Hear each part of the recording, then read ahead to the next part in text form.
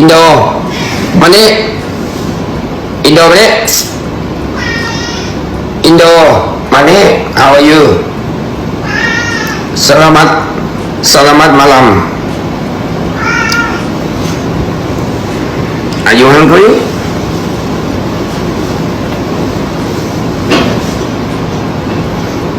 พูดรู้เรื่องนะเนี่ยเรียกก็มา Are you hungry? Hungry? Assalamualaikum.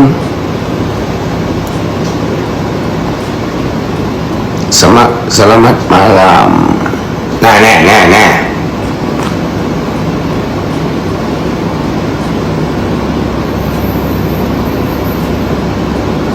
How are you? How are you? เพิ่งตื่นเหรอกดตะกร้ามาอินโดซื้ออะไรไหมซื้อ Magandang araw mga kapolitika at welcome back dito sa ating YouTube channel. In this video is atin pong pag-uusapan at magbibigay tayo ng ating personal na opinion dito sa isang post ni Mr. Nawat sa social media na kung saan ay pinag-uusapan ng mga netizen. Pero bago ang lahat ay huwag kalimutang mag-like at mag-subscribe na rin kayo para updated kayo sa ating mga latest issue. At talagang usap-usapan ngayon mga kapolitika itong si Mr. Nawat at yung pangalan ng kanyang pusa na tinawag niyang Indo. Okay, so umani ito ng samot-saring reaksyon dito sa mga netizen na kung saan is napareact dahil nga recently lang is nag-withdraw or nag-back out itong Indonesia dito sa Miss Grand International 2025. So talagang drain up na nila yung lisensya ng Miss Grand International kasi mag-focus na lang daw sila sa fashion. At the same time, yung sinasabi ng mga netizen at kumakalat sa social media, nagagawa ng sariling pageant itong si Ivan Gunawan matapos na hindi na masungkit yung corona ng Miss Grand International 2024.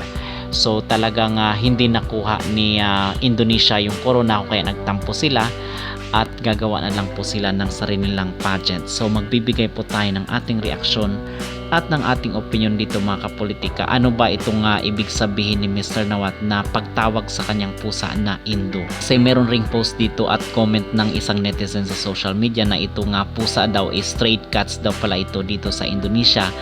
And then inampo ni Mr. Nawat kung kaya pinangalanan niyang Indo. Okay, so para sa akin yung masasabi ko dito at aking opinion nakikita ko ay bakit ngayon niya lang pinost ito sa social media.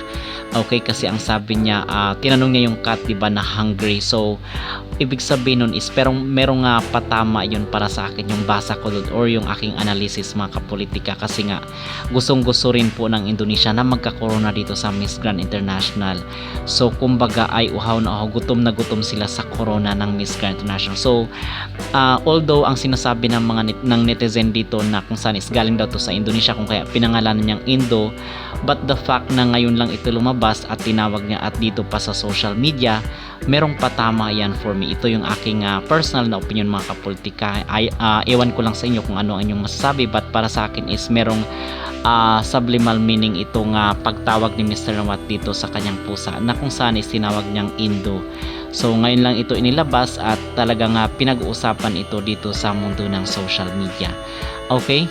So ano ang inyong masasabi at ano ang inyong analysis or ano ang inyong opinion dito na kung saan ay tinawag ni Mr. Nawat itong kanyang pusa at pinangalan ito sa Indo?